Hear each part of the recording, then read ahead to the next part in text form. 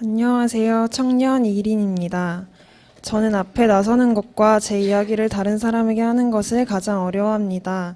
근데 간증은 그 두 가지를 다 해야 하는 것이라 간증하는 제 모습을 생각하며 너무 오글거리고 부끄러웠습니다.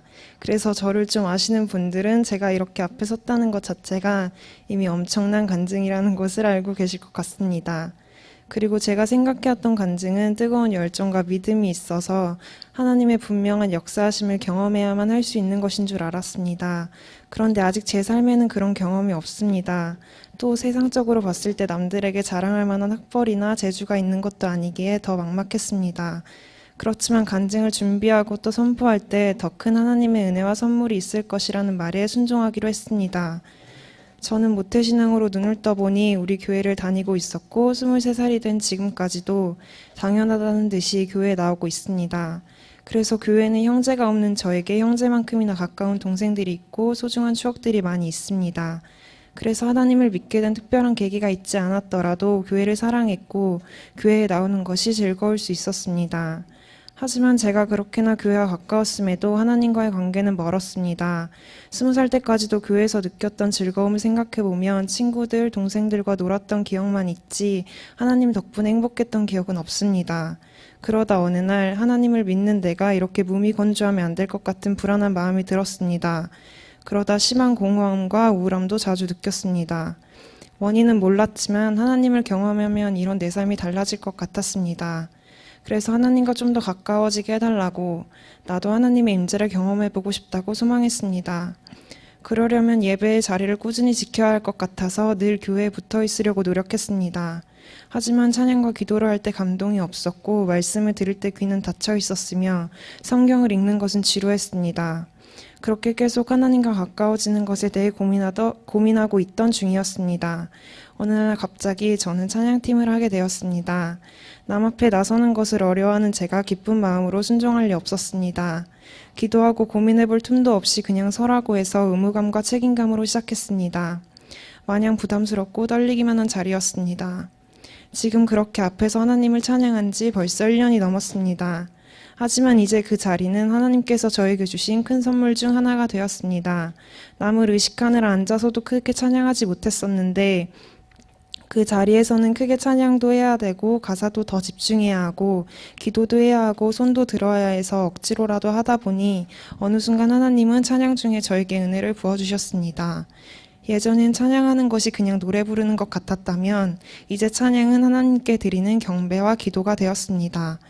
또한 가끔 성도님들이 찬양하는 제 모습을 보며 은혜를 받았다고 해주실 때면 하나님께 정말 감사합니다.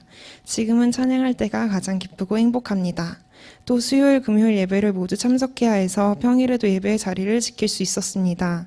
그러다 보니 자연스럽게 말씀을 듣는 귀가 열렸고 말씀을 듣는 것이 재밌어졌습니다.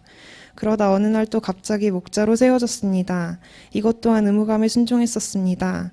처음 목장 모임은 언제 끝나냐며 재촉하고 PC방 가기 바쁜 아이들로 인해 하나님의 은혜를 나누는 것이 거의 불가능했습니다.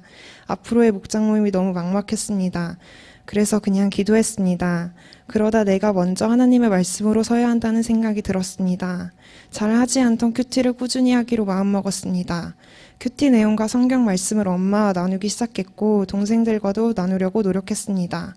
그러다 보니 또 어느 순간 매일 말씀을 읽는 것이 자연스러워졌고 즐거워졌습니다. 그리고 몇 달 전부터는 저보다 더 하나님과 교회를 사랑하고 하나님을 경험하고 있는 동생들의 간증을 매주 듣고 있습니다. 하나님의 은혜를 나누는 풍성한 목장 모임이 되도록 해주셨습니다. 10월에 저희 목장인 원상이가 간증을 했었습니다.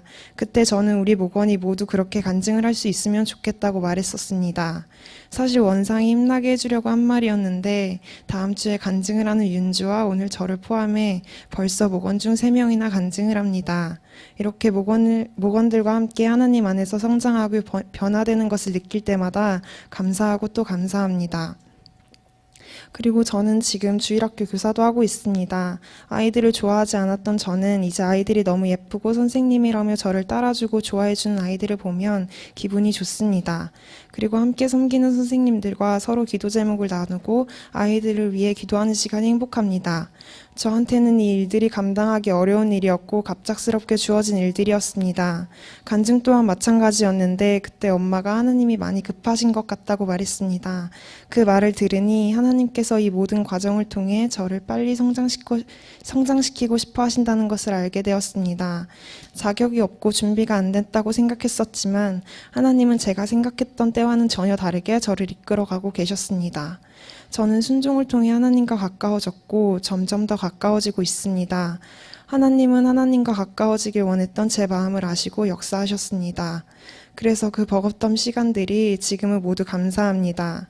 제가 간증이라는 소식을 들은 그 전주가 특별 새벽기도 주간이었는데 그때 주제가 나의 사랑 교회였습니다.